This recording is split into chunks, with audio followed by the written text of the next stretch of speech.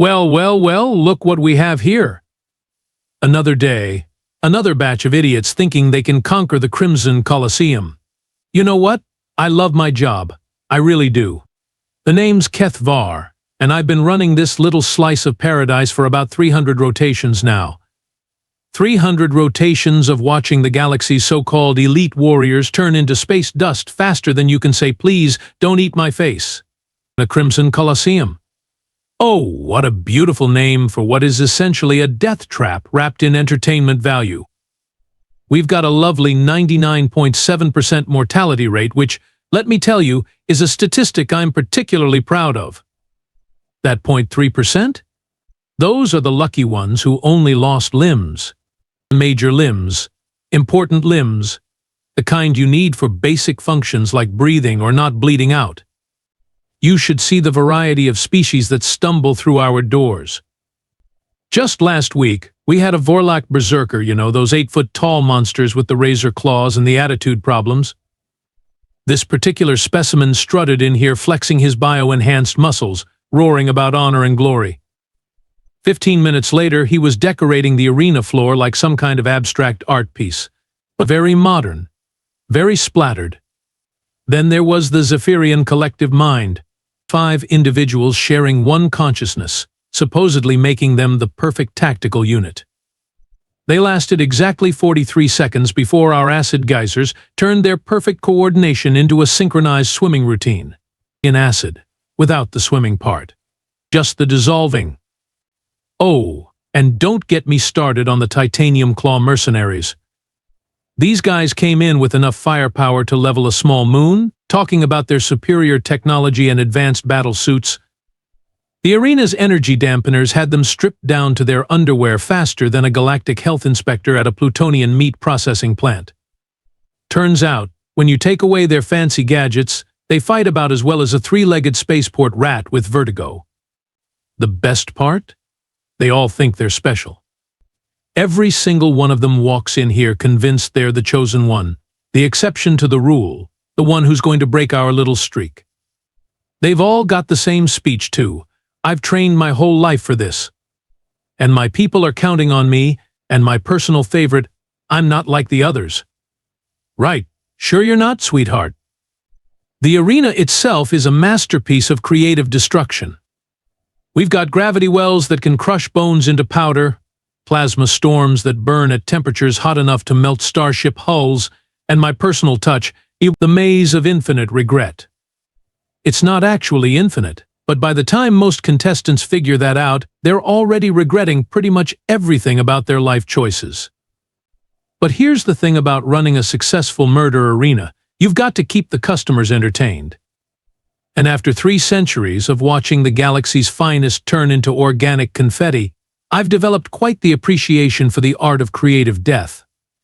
It's not just about killing them quickly. Oh no, that would be boring. It's about style flair, and just enough hope to keep them struggling until the very end. The betting pools are always interesting too.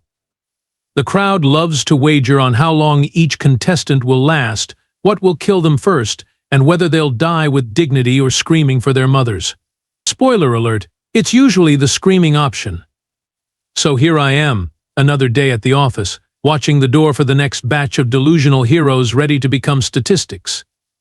The arena is hungry, the crowd is thirsty for blood, and I'm ready to provide both entertainment and education in the fine art of why you should never think you can survive the Crimson Colosseum.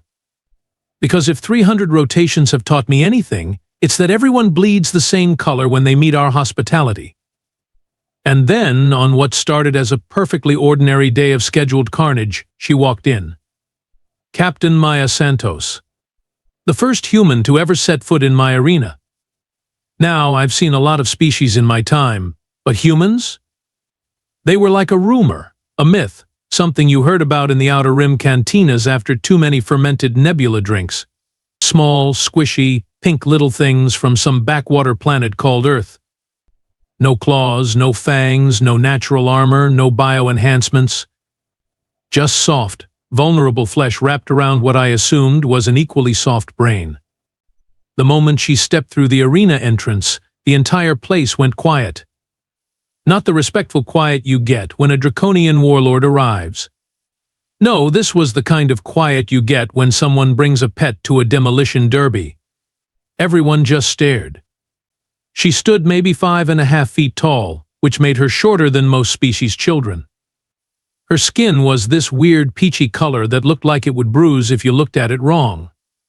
No visible weapons except for what appeared to be some kind of primitive projectile launcher strapped to her leg. Her hair was tied back in a simple ponytail that bounced when she walked, and she wore basic combat fatigues that looked like they were designed by someone who had never seen actual combat. The crowd erupted in laughter. I mean, genuine, belly-shaking laughter. The Corothian ambassador nearly fell off his viewing platform.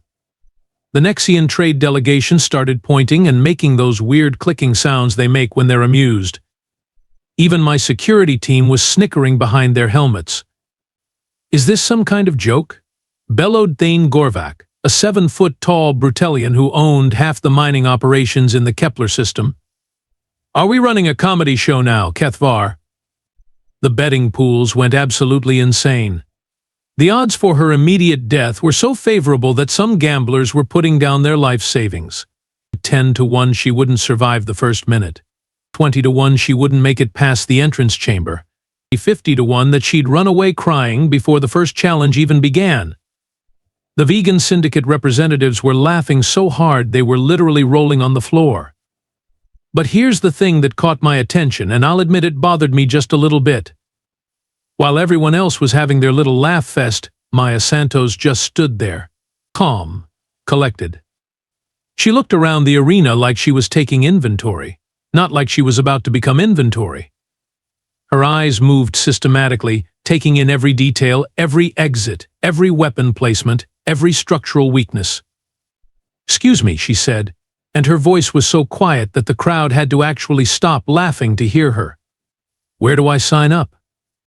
The laughter got even louder. Someone shouted, "Just sign your death certificate, little pink thing."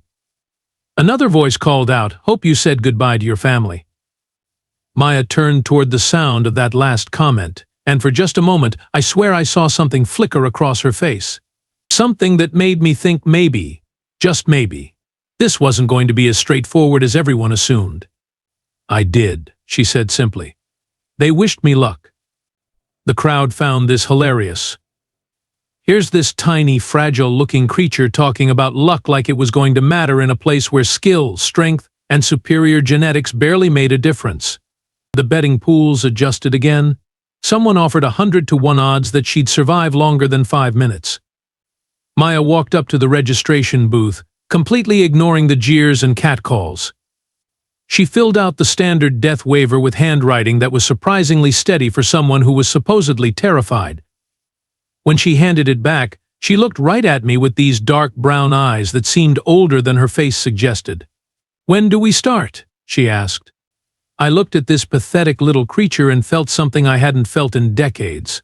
Pity. Almost enough pity to tell her to go home, find a nice safe planet, and take up knitting or whatever it was humans did for fun. Almost. The first challenge is always the acid maze.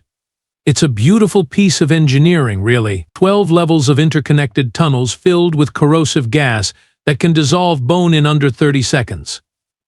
The walls are lined with motion sensors that trigger acid jets whenever something larger than a small rodent passes by. Most contestants try to run through it as fast as possible, using their natural armor or energy shields to protect themselves. The smart ones bring environmental suits. The really smart ones don't enter my arena in the first place. Maya Santos walked up to the maze entrance and did something I had never seen before in 300 rotations. She sat down, just sat down, cross-legged, right there on the floor, staring at the entrance like she was waiting for a public transport shuttle. "Is she broken?" asked Commander Zorlak, leaning forward in his viewing box. "Did she malfunction?" The crowd was getting restless. They'd paid good money to see violence, not meditation. But Maya just sat there for a full 10 minutes, watching the acid jets fire their random patterns. I was about to send in the motivation team when she finally stood up and walked to the maze wall. Here's where it gets interesting. Instead of charging in like every other moron who'd ever faced this challenge, she started tapping on the walls. Tapping. Like she was checking for hollow spots or something. The acid sensors went crazy, spraying everywhere, but she just kept moving along the perimeter, staying just out of range. "What is she doing?" muttered Thane Gorvak. "This is the stupidest approach I've ever seen." Then Maya did something that made my primary brain hurt. She took off her jacket and threw it at one of the acid jets. The fabric dissolved instantly, but she was watching the timing, the spray pattern, the recovery sequence. She threw her boots next, one at a time, at different sensors. "She's wasting her equipment," someone shouted from the crowd. What kind of warrior destroys her own gear? But I was starting to see what she was doing, and it was either brilliant or completely insane. Possibly both. She was mapping the system. Not just the layout, but the timing sequences, the sensor delays, the reload patterns. Every piece of clothing she sacrificed gave her more data about how our beautiful death trap actually worked. 20 minutes later, Maya Santos entered the maze barefoot and wearing nothing but her undergarments and that primitive projectile launcher. The crowd was howling with laughter. Even my security team was placing bets on which acid jet would get her first.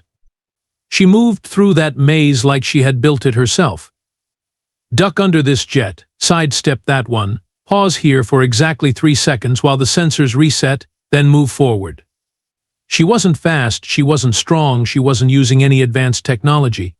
She was just thinking, using her brain like it was some kind of sophisticated tactical computer.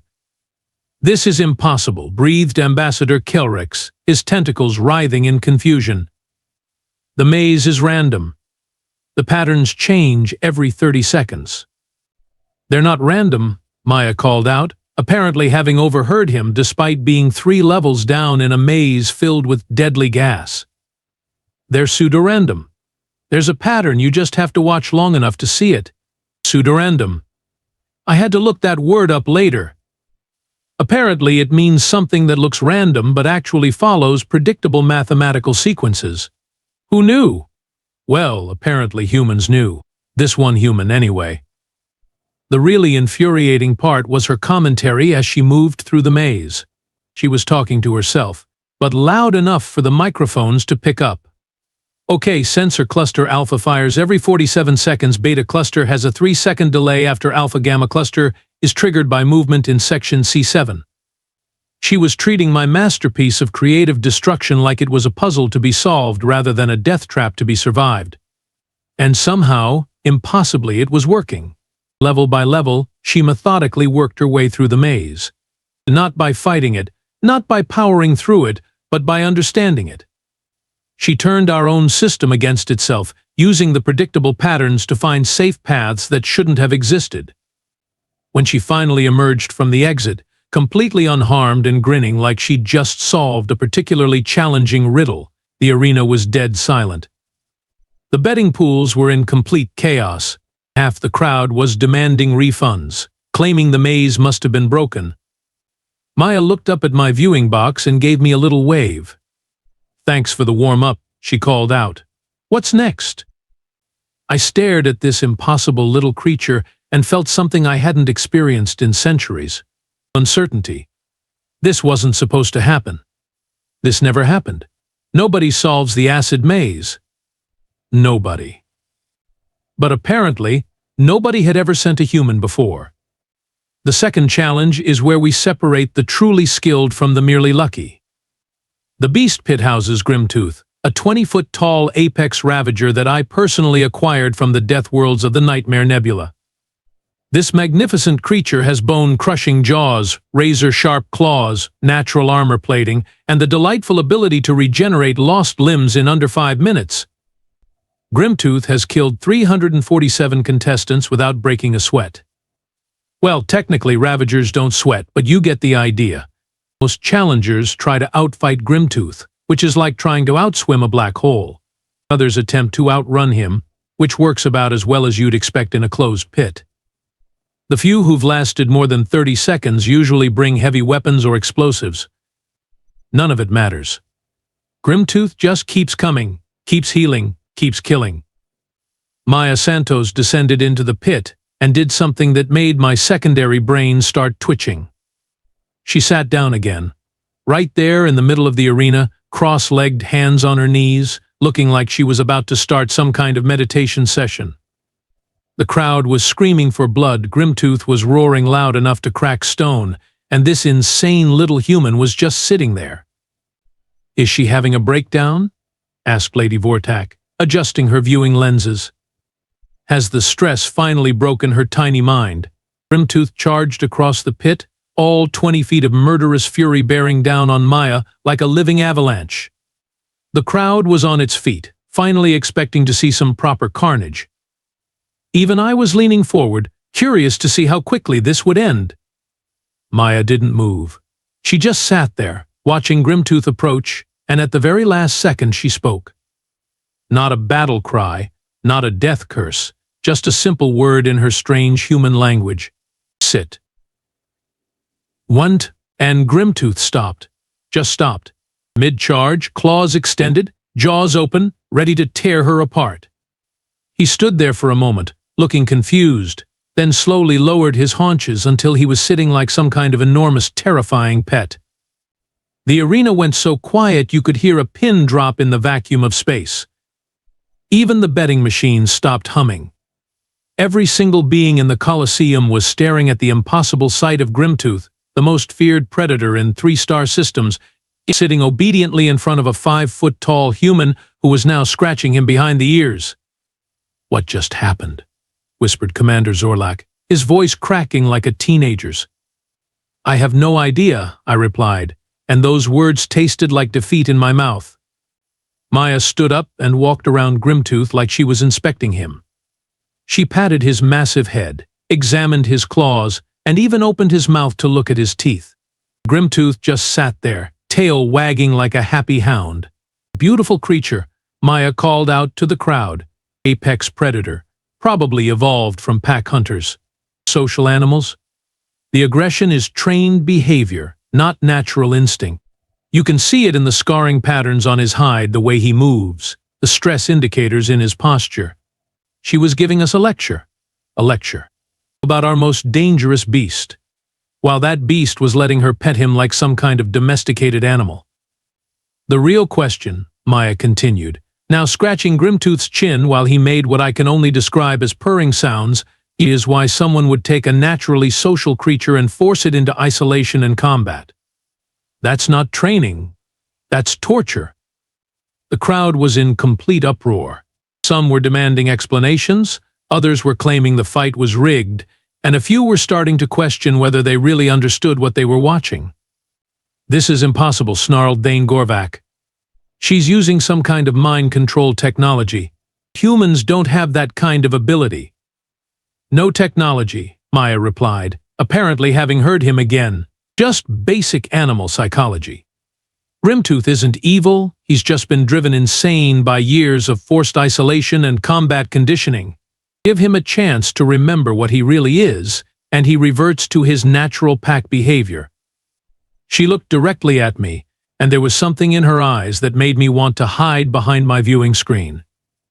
"You turned a social creature into a killing machine by breaking his mind," she said. "That's not entertainment, that's cruelty."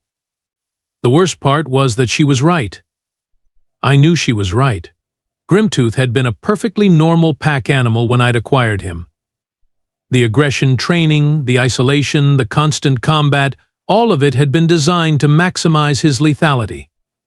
But I'd never thought about what it was doing to him as a living being. Maya climbed onto Grimtooth's back like he was a trained riding beast. He stood up carefully, making sure not to jostle her, and they walked together toward the exit. The crowd was speechless. My security team was speechless. I was speechless.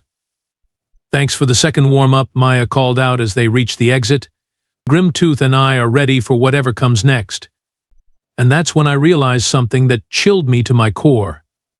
This wasn't just about surviving the challenges. This human wasn't just trying to win.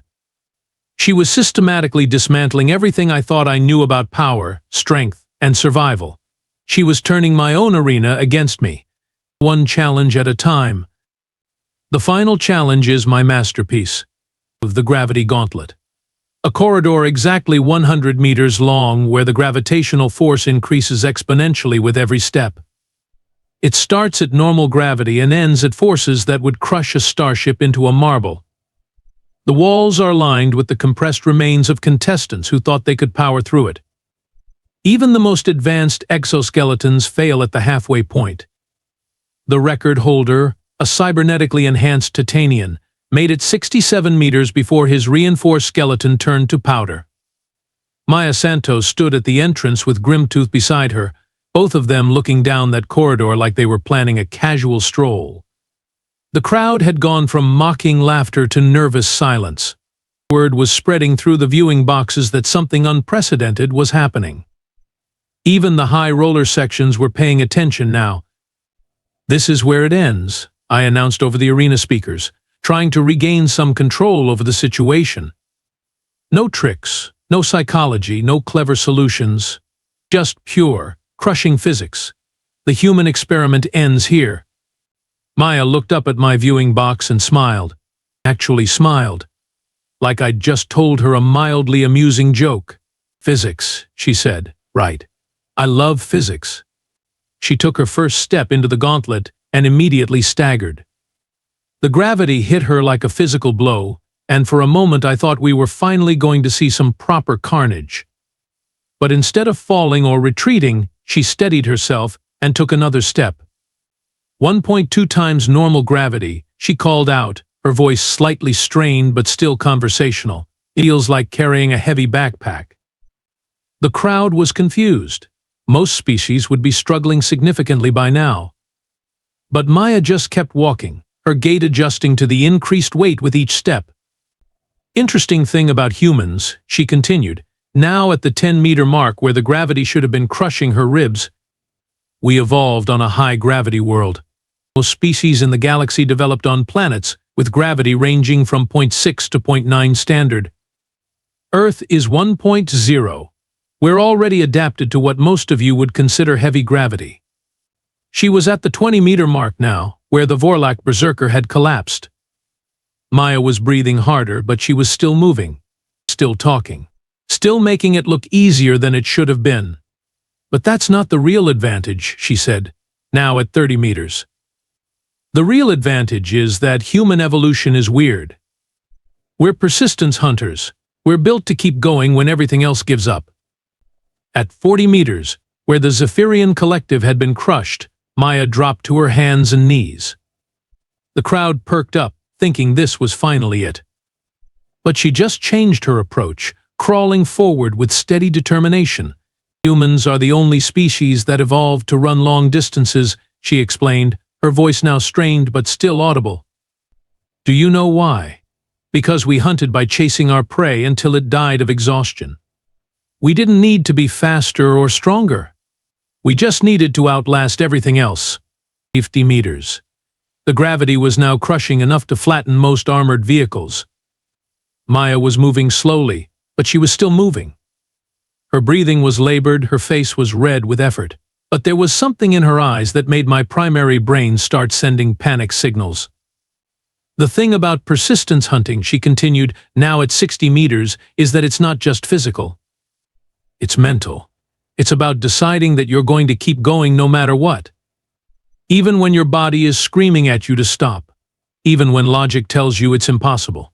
65 meters. She was past the Titanian's record now, and the crowd was dead silent. Even the betting pools had stopped taking wagers. Everyone was just watching this impossible little creature drag herself forward through gravitational forces that should have liquefied her bones. "You know what the real secret is?" Maya gasped, now at 70 meters. "It's not about being strong enough to survive this. It's about being too stupid to know when to quit." 75 meters. 80 meters. The gravity was now strong enough to crush diamonds, and Maya Santos was still moving. Not fast, not gracefully, but moving. Her progress had slowed to inches at a time, but she never stopped. "Humans," she wheezed, now at 85 meters, "are the only species that evolved to be this stubborn." We're built to keep going when everything else gives up. We're designed to survive by being too dumb to know when we're beaten. 90 meters. 95. The final 5 meters took her 20 minutes of pure, grinding determination. Every inch was a victory of will over physics. The crowd was holding its breath. Even I was leaning forward, watching this impossible display of I don't even know what to call it. Stupidity? Insanity? Raw, bloody-minded refusal to accept defeat? When Maya Santos finally dragged herself across the finish line and collapsed in a heap, the arena was so quiet you could hear the gravity generators humming. She lay there for a long moment, gasping, bleeding from where the crushing force had burst capillaries under her skin. Then she stood up, slowly, painfully, but she stood up. She looked back at the corridor she'd just conquered, then up at my viewing box. "Thanks for the workout," she said. "Now, where's the real challenge?" That's when I realized something that made my blood run cold. This wasn't the end of the challenges.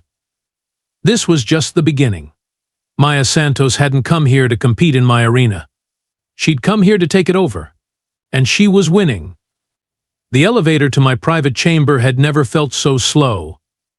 Maya Santos stood beside me in the lift, still covered in dust and blood from the Gravity Gauntlet, with Grimtooth somehow squeezed into the corner behind us. The beast was still following her around like a loyal pet, which was disturbing enough on its own. But what really bothered me was how calm she looked. Like she was visiting a friend instead of confronting the deadliest predator in the galaxy. "Nice office," she said when the doors opened to reveal my throne room. 3 centuries of trophies lined the walls, skulls and weapons from every species that had ever challenged me. My throne was carved from the fossilized remains of a void leviathan, surrounded by the crown jewels of 17 conquered worlds. Very compensating for something, isn't it? I felt my crest flare with indignation. You think you're clever, human. You survived my arena, but now you face me. I am Keth'var the Unconquerable, apex predator of the Crimson Colosseum. I have killed more warriors than you have seen stars. Maya walked over to my trophy wall and started examining the skulls. Chronothan War Chief, Draconian Battle Lord, Nexian Hive Queen, she was reading the labels like she was browsing a museum. Impressive collection. But can I ask you something, Keth'var? When was the last time you actually fought someone yourself? The question hit me like a physical blow. What do you mean? I mean, when was the last time you personally entered combat? Not sending others to die in your arena, not watching from your safe little viewing box, but actually fighting. She turned to face me, and those dark human eyes seemed to see right through my armor, my weapons, my reputation. Because looking at this collection, I'm seeing a pattern. Every single one of these trophies came from your arena. Not from personal combat. You're not a warrior, Keth'var. You're a spectator. I roared and lunged at her, claws extended, ready to tear her apart. She didn't even flinch. Instead, she stepped slightly to the side, and I crashed into my own trophy wall. Skulls and weapons scattered across the floor as I stumbled, trying to regain my balance. "Predictable," Maya said, shaking her head.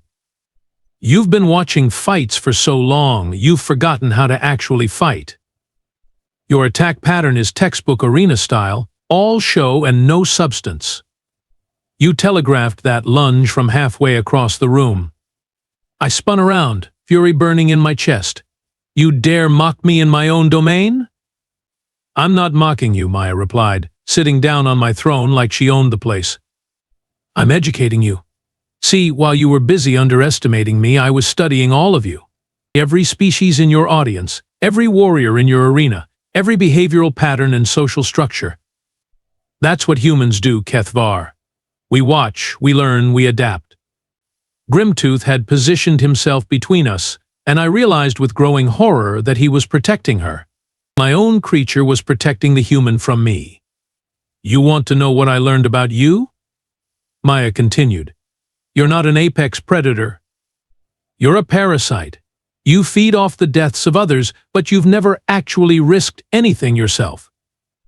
You've built your entire reputation on being the house in a rigged game. This is my arena, I snarled. My rules, my domain. Was Maya corrected. Past tense. Because here's the thing about humans, Keth'var. We don't just survive your games. We take them over. We change the rules. We turn your own systems against you. She stood up from my throne and walked toward me. I found myself backing away, and that realization sent ice through my veins. I was retreating. From a human. In my own throne room. You see, I didn't come here to win your challenges, Maya said, her voice becoming harder, more dangerous. I came here to expose what you really are. A coward hiding behind other people's strength. A fraud who's convinced himself he's powerful because he controls the arena. She was right. Everything she said was absolutely, terrifyingly right. I hadn't fought a real battle in over a century. I'd become so comfortable in my position, so confident in my power, that I'd forgotten what it felt like to face a real threat. The arena is mine now, Maya said simply. You can stay as my assistant, or you can leave. But either way, the days of this place being a death trap for entertainment are over. I looked at this small, fragile human who had just conquered my life's work, and I realized something that shattered my entire worldview. She wasn't just a survivor. She was the apex predator. And I was just another trophy waiting to be claimed.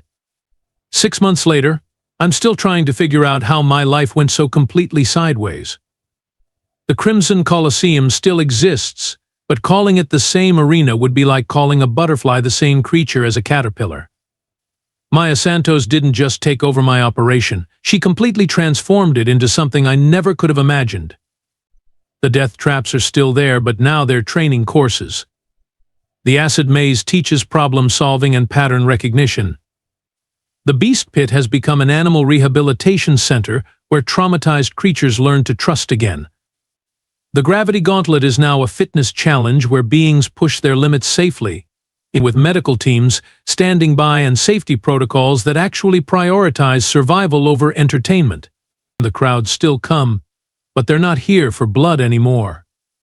They come to watch beings overcome seemingly impossible challenges through intelligence, determination, and cooperation. The betting pools now wager on who will show the most improvement, who will help their fellow contestants, who will find the most creative solution to each challenge. And me? I'm Maya's operations manager, which is a fancy way of saying I handle the paperwork while she runs around turning everything I thought I knew about entertainment upside down. She kept me around, she says, because I understand the technical aspects of the arena better than anyone else. But I suspect the real reason is that she finds my constant bewilderment amusing. You know what the funny thing is? Maya told me last week while we were watching a group of former enemies work together to solve the maze. Humans have been doing this for thousands of years. We call it sports.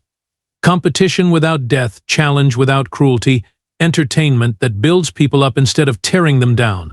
The really infuriating part is that her version is more popular than mine ever was. The attendance is up 300%. Revenue has increased by factors I can't even calculate. Beings travel from across the galaxy not to watch others die, but to test themselves against challenges that push them to grow. Grimtooth, meanwhile, has become something of a celebrity. He helps new contestants overcome their fears, guides them through the challenges, and has apparently started a support group for other rehabilitated arena creatures. Yes, you read that correctly. My former killing machine now runs therapy sessions. Maya herself has become a legend, but not the kind I expected. She's not feared as a warrior or respected as a conqueror. She's admired as a teacher, a healer, someone who looked at a system designed for destruction and transformed it into something constructive. The thing about humans I've come to realize is that they don't just adapt to their environment. They adapt their environment to themselves. And somehow, impossibly, they make it better in the process. Which brings me to today's contestants, a new batch of hopefuls ready to face the challenges. As I watch them prepare, I can't help but smile. Not because I expect them to fail, but because I know Maya will find a way to help them succeed. Even if it kills me to admit it, the human was right. This is better, though I'll never tell her that.